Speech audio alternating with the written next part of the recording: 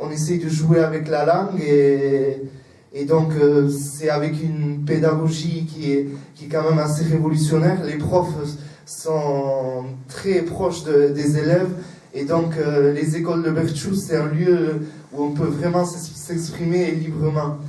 Et les enfants et les adolescents trouvent un lieu où ils peuvent s'exprimer sans problème avec leurs amis, et c'est toujours un bon moment, et en fin de compte, c'est pour ça qu'ils continuent. Et après, à un certain âge, on commence à improviser, et on continue à aller aux écoles de Berthoud pour se perfectionner, et pour s'entraîner toujours. En primaire, pendant un trimestre, on a quelques cours de Berthoud, mais pas plus. Et après, ceux qui veulent continuer rentrent dans les écoles qui dispensent des cours après la journée scolaire normale. Mais ce n'est pas une matière scolaire encore. Il faut dire tout d'abord qu'il y a une quantité énorme de mélodies, plus de 3000.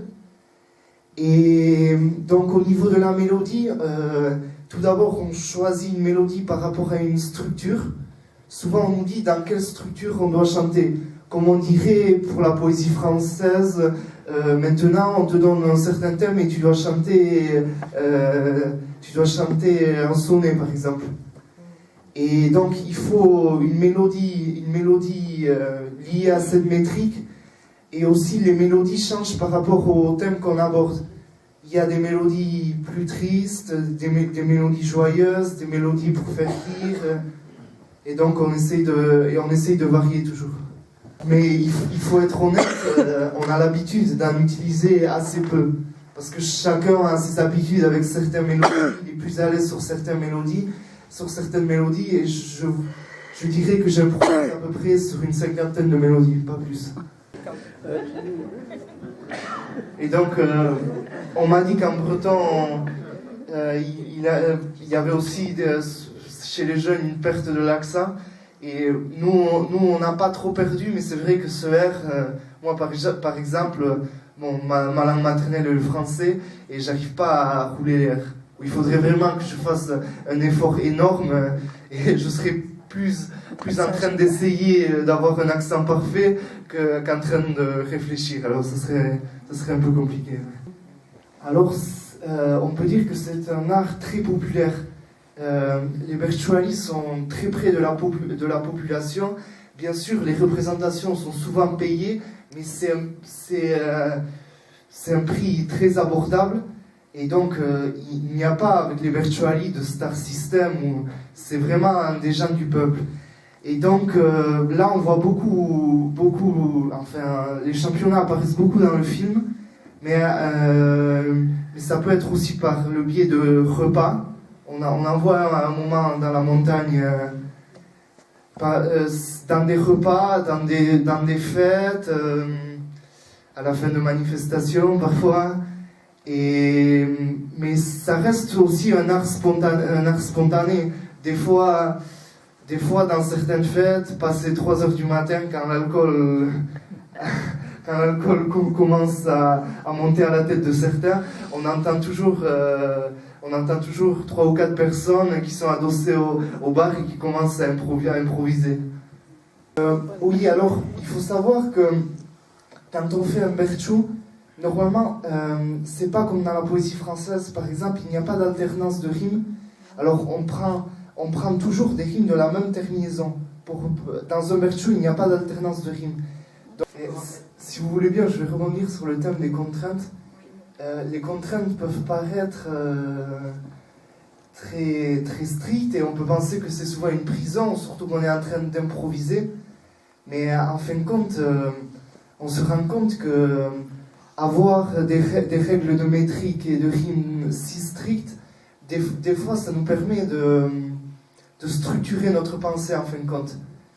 Et des fois, on est en train d'improviser, on est à la recherche de la prochaine rime, et du coup, on a une idée qui nous vient, et en fin de compte, si on n'avait pas eu à placer cette rime-là, on n'aurait jamais formulé cette idée de cette façon.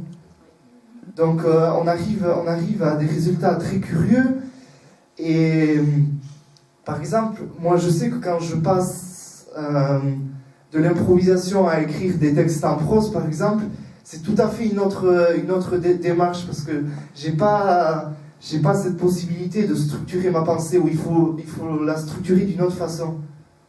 C'est vraiment curieux.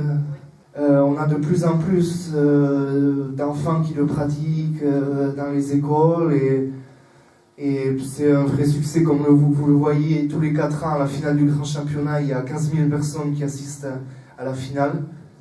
Et c'est vraiment un art qui est en vogue au Pays Basque. Oui, oui. De 18 pieds, ou des vers de 13 pieds, ou des vers de 16 pieds, c'est très variable. On essaye de penser au dernier vers du Berthoud, on trouve rien, et c'est un moment de très grande tension. De très grande tension. D'ailleurs, après une représentation, on finit complètement vidé. C'est une telle concentration, et donc d'où ce précipice de l'improvisation. Mais comme je l'ai dit auparavant, c'est quand on est en danger qu'on crée le mieux en fin de compte.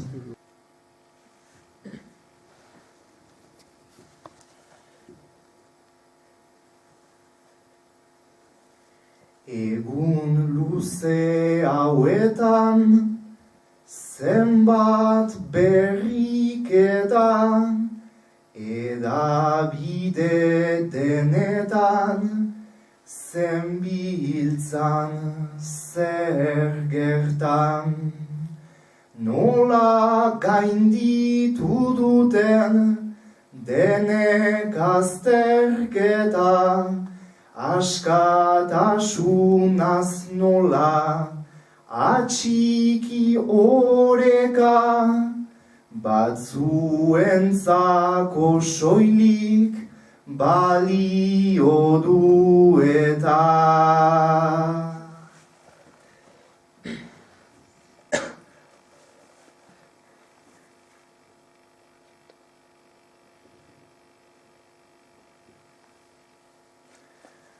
Parisen arkatza da, kolpetik itzaldu, manifestaldietan oro baita galdu. Iritzi emaileak direnez ugaldu, askatasunak traba gaur egiten aldu, batzuentzat goretsi, besteei zapaldu.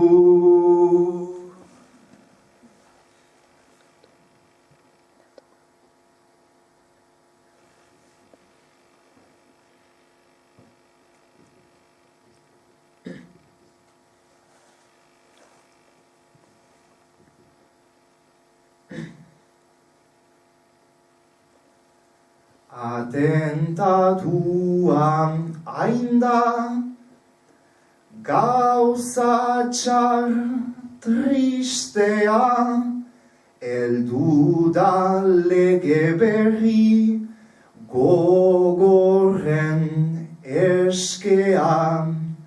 Zer dugu bidezkoa, ta zer da askea, adierazpena oida, ederki kostea, askatasuna ez da, sarli erostea.